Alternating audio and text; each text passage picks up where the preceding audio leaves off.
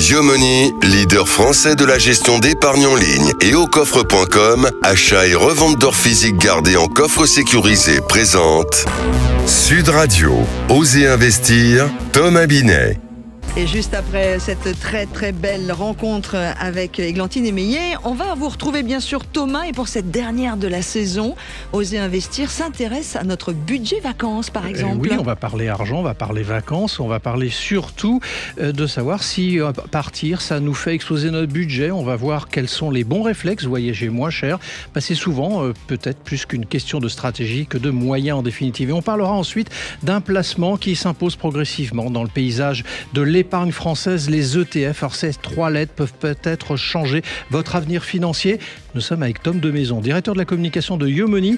Pourquoi ces fonds séduisent-ils autant d'investisseurs? Les ETF sont-ils en train de démocratiser la bourse et de changer durablement les habitudes des Français? Et on fermera ce numéro avant l'été avec Olivier Maltès, professeur de finance à Paris-Dauphine. Nous reviendrons sur une période que beaucoup associent au repos, mais que les marchés, eux, redoutent souvent, l'été.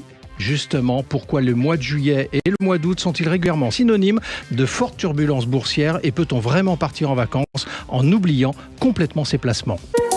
Eco-Réseau Business, le magazine de référence des investisseurs, présente Sud Radio, Osez investir, le conseil de la semaine. Thomas, vous allez partir en vacances aujourd'hui. Est-ce qu'on peut partir en vacances avec un petit budget? Est-ce vraiment possible ou est-ce un mythe? C'est tout à fait possible, Laurence, mais ça demande quand même un peu de stratégie, un peu de travail. Le premier levier, c'est la flexibilité. Si vous êtes prêt à partir hors saison ou à décaler vos dates de quelques jours, les prix peuvent changer et chuter justement drastiquement. Les compagnies comme Ryanair ou EasyJet cassent les prix à certaines périodes, mais ce ne sont pas les seuls. Et même pour le logement, des plateformes comme Airbnb proposent des tarifs bien plus accessibles hors des pics touristiques. Donc le timing joue bien sûr énormément. Concrètement, est-ce que l'on peut aussi économiser sur d'autres choses? Presque tout, Laurence, en fait. Oui, le transport bien sûr, mais aussi l'hébergement en optant pour des auberges de jeunesse ou même d'échanges de maisons, c'est de plus en plus à la mode. Et puis, il y a les destinations. Partir à Lisbonne ou à Budapest coûtera souvent beaucoup moins cher que de partir à Paris ou à Londres. Le coût de la vie sur place fait une vraie différence sur le budget global. Et pour ceux qui pensent que petit budget rime avec vacances au rabais? C'est une idée reçue. Voyager moyen, ce n'est pas voyager moins bien, c'est voyager autrement. On privilégie les expériences locales, les marchés, les balades gratuites, les rencontres. Parfois, ce sont même les voyages les plus simples qui laissent les meilleurs souvenirs. Le luxe, finalement, ce n'est pas toujours le prix, c'est ce qu'on vit sur place. Haussmann Executive Search, leader du recrutement sur les métiers de la finance et de l'immobilier, présente Sud Radio, Osez investir, l'invité. Ce matin, Thomas, nous sommes avec Tom de Maison pour débuter, directeur de la communication de Yomoni, qui a été fondé en 2015 et qui est leader français de la gestion d'épargne 100% en ligne. Yomoni, c'est 80 000 clients et vous gérez 2,5 milliards d'encours. Bonjour. Bonjour. Tom et Thomas, ça va être pratique tous les deux, merci. On va y arriver, Laurence. Bonjour, Tom de Maison. Bonjour, Thomas Binet. J'ai lancé sur les ETF, justement. On va en parler parce que c'est quand même le sujet dont on parle le plus. On en parle depuis quelques temps. En une phrase, d'abord, c'est quoi ETF? C'est un acronyme. Il va falloir d'abord de le développer, si vous m'y autorisez de vous poser cette question. Et pourquoi on connaît, et ça connaît de plus en plus de succès? Alors, l'ETF, c'est un outil pour les investisseurs. D'abord, si on doit définir l'acronyme, c'est un acronyme anglais, donc c'est Exchange Traded Funds. En fait, c'est un outil pour les investisseurs qui permet en un acte d'achat d'investir sur plusieurs valeurs. Donc, selon l'ETF que vous choisissez, vous pouvez investir sur un marché au global, un indice, une zone géographique. Voilà, c'est un outil qui permet d'investir sur un ensemble de valeurs. Pourquoi ça connaît un tel succès? Ça connaît un tel succès parce que c'est peu cher, c'est efficace et surtout ça se pratique en digital. Et donc avec l'essor de l'investissement en ligne, de l'investissement en digital, évidemment il y a de plus en plus de pratiques autour de l'ETF en France, en Europe, aux États-Unis, donc globalement dans le monde. Alors sauf erreur de ma part sur le sujet, j'ai relevé que la notoriété du terme ETF s'élève à peu près à 38% au sein de la population française. C'est bien, mais ce n'est pas suffisant probablement pour performer au sein de toutes les couches de population. Alors, c'est pas suffisant, je suis d'accord avec votre constat, mais d'abord, c'est de plus en plus connu, et notamment avec des émissions autour de l'éducation financière comme la vôtre. Donc, il faut continuer que cette pédagogie se fasse. Et puis après, il y a tout un tas d'acteurs qui travaillent à cette pédagogie, à cette évangélisation autour du terme ETF. Nous, chez Yomoni, nous y travaillons particulièrement. Et d'ailleurs, on vient de lancer récemment une campagne de publicité précisément autour de cette thématique. Et nous mettons en avant cet outil qu'est l'ETF parce que nous sommes convaincus, nous le sommes depuis 10 ans, 11 ans déjà, que c'est le meilleur outil pour investir aujourd'hui sur les marchés cotés. Alors pourquoi justement les ETF sont présentés comme le meilleur moyen d'entrer en bourse pour commencer sa vie de boursier ? Le constat est juste, mais il faut aller plus loin. C'est évidemment très bon pour démarrer son entrée en relation patrimoniale et donc démarrer sur les marchés, mais pas seulement. C'est bon pour tous les patrimoines, qu'on ait des patrimoines plus aboutis, plus rodés ou qu'on soit en entrée patrimoniale. Et c'est le meilleur outil parce qu'il est transparent, il est clair et il est peu cher, peu chargé en frais. C'est ce qui fait toute la différence. Alors, est-ce que c'est la meilleure façon justement d'investir dans l'économie mondiale plutôt que de parier sur une seule entreprise, donc, parce qu'il y a une diversification quelque part naturelle? C'est exactement ça. Vous savez, chez Yomoni, le chef économiste répète souvent une phrase du père de la gestion indicielle qui s'appelle John Bogle et qui dit « Plutôt que de chercher l'aiguille dans la botte de foin, mieux vaut acheter la botte de foin, vous êtes sûr de retrouver l'aiguille. » Eh bien, l'ETF, c'est ce qu'il permet de faire. Ça, c'est plutôt pas mal. Ça résume plutôt pas mal les choses. Et c'est pragmatique. Tom de Maison, certains pensent qu'un ETF est un produit complexe, réservé aux spécialistes. Est-ce que c'est encore une idée reçue ou elle a encore de la valeur ? C'est un produit qui est faussement simple. C'est-à-dire qu'on pourrait penser qu'en effet, avec un acte d'achat, c'est suffisant pour investir sur des marchés globaux, des marchés mondiaux. Mais c'est faussement simple. Il y a tout un tas d'indicateurs à suivre.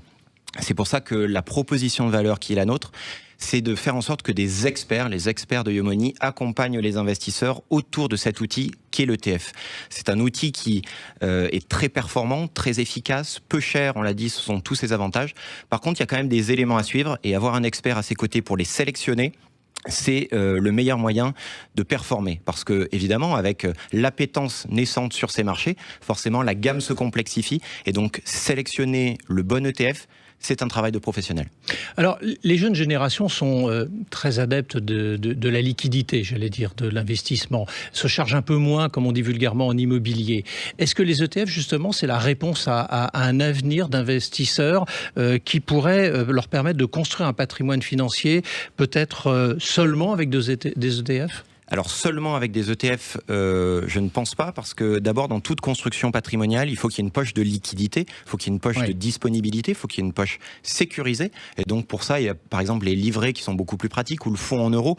Nous chez Yomoni, on considère que il faut une colonne vertébrale en ETF. Donc on considère que, grosso modo, jusqu'à 50 000 €, mieux vaut foncer sur les ETF, avoir une petite part de liquidité. Après, de là à dire qu'il faut effacer les autres classes d'actifs comme l'immobilier, je pense que c'est une erreur. Tout ça se complète parfaitement et c'est ça un patrimoine abouti et complet.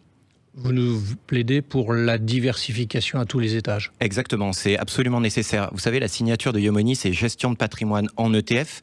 Oui. Donc on propose cette colonne vertébrale en ETF, mais faire de la gestion de patrimoine, c'est aussi proposer autre chose. Alors vous avez été parmi les premiers en France à partir sur ce sujet des ETF. Qu'est-ce qui vous a convaincu? Est-ce qu'on pourrait revenir un petit peu à l'origine, à la jeunesse de la situation? Il y a 10 ans que c'était l'avenir. Alors, plus précisément, on n'a pas été parmi les premiers, on a été le premier. Exactement. La gestion sous mandat en ETF, Yomoni en est le pionnier. Yomoni en est aujourd'hui le leader sans aucune contestation. Ce qui nous a convaincus, c'est les frais. Il y a une seule chose dont on est sûr sur les marchés, c'est que le différentiel de frais crée la performance. Et donc, il y a 10 ans, on a très vite compris qu'en étant moins cher, on ramenait mécaniquement et automatiquement de la performance pour l'investisseur. Alors, Laurence l'a dit en vous présentant, 80 000 foyers vous confient plus de 2,5 milliards d'euros. Le chiffre fait trembler. Ouais. Qu'est-ce que cela dit de l'évolution justement des habitudes d'investissement des Français? Parce que les 2,5 milliards, vous étiez à 1 milliard il y a quelque temps. Exactement, en 2023. Ce qu'il faut avoir en tête, c'est qu'on a mis 8 ans pour faire le premier milliard, 2 ans pour faire le deuxième.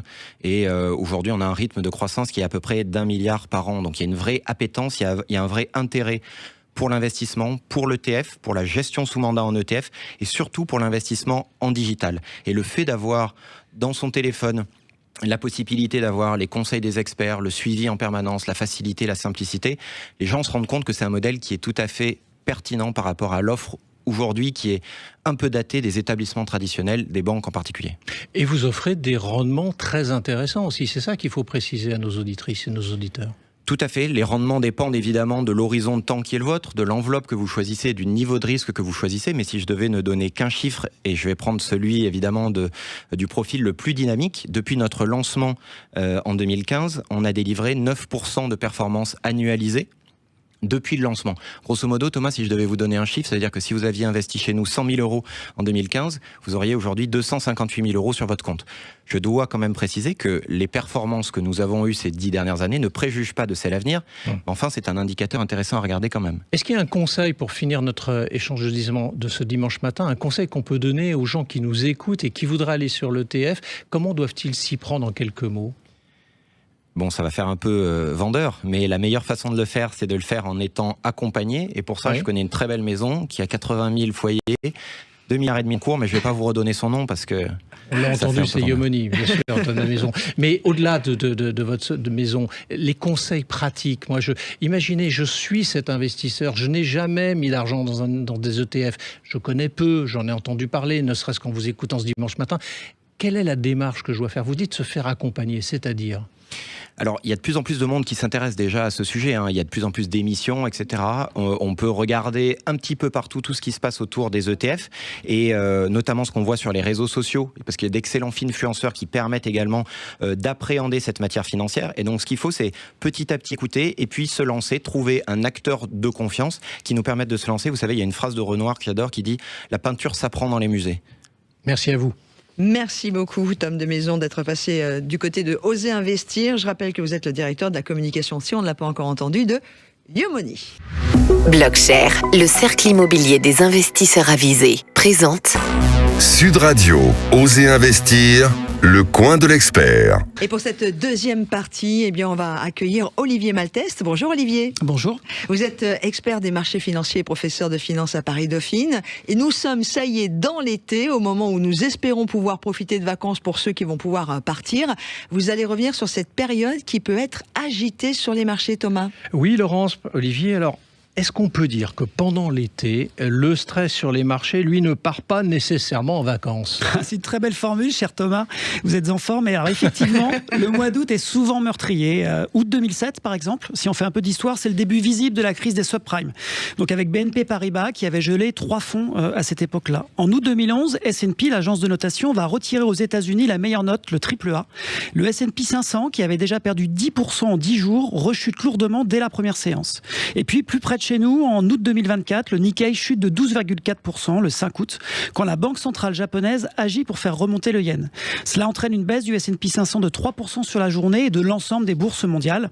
En cause, des débouclements de carry trade. Alors, c'est des opérations très techniques, mais qui ont des impacts d'autant plus marqués que les volumes sont faibles pendant l'été. Et cette année, Olivier, en particulier, qu'est-ce qui pourrait mal tourner et en faire de nouveau un été meurtrier? Comme tous les ans, pour qui veut s'inquiéter, les raisons de s'inquiéter ne manquent pas. Le yen, on en a parlé, lui encore aujourd'hui est très bas et donc le risque d'une remontée violente pourrait agiter les marchés comme en 2024. Et puis on pense aussi aux doutes qui reviennent sur les valeurs technologiques avant chaque saison de publication de résultats. Et là, ça va débuter le mardi prochain, donc ce mardi, le 14 juillet aux États-Unis. Et donc comment on aborde l'été? Déjà, on ne s'emballe pas. C'est ce qu'on appelle un marronnier, c'est-à-dire que les menaces sur l'été reviennent aussi sûrement que les régimes dans les magazines.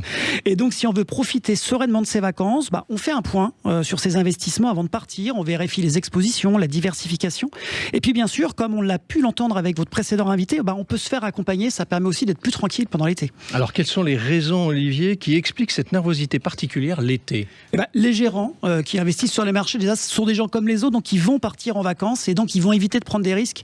Et notamment lorsque les marchés vont commencer à baisser, ils vont éviter de se repositionner et d'acheter. Donc ça va amplifier fortement les baisses. Ça, c'est toujours un risque. Et puis il y a un grand rendez-vous financier qui marque la vraie rentrée des banquiers centraux. Ah oui? Lequel? C'est en fin d'année, c'est le symposium de Jackson Hole. Et en fait, à chaque fois, les banquiers centraux se réunissent. Cette année, ce sera entre le 27 et le 29 août. Globalement, ils se réunissent avec les décideurs. Et c'est là où on arrive à avoir une tonalité sur la fin de l'année et savoir un petit peu ce qui risque de nous arriver pour la fin de l'année. Et c'est ce qui signe la rentrée vraiment pour les investisseurs. Merci Olivier. Merci beaucoup à vous deux. Et merci Thomas. Et on se retrouve dernier week-end d'août. Oui, le 30 août, absolument. Dès 9h25. Bel été à vous. Et avant cela, vous allez réfléchir à votre été aussi. Merci. Bel été, on vous retrouve prochainement. Sud Radio, Oser Investir, Thomas Binet. avec Yomoney, leader français de la gestion d'épargne en ligne, et aucoffre.com, achat et revente d'or physique gardé en coffre sécurisé.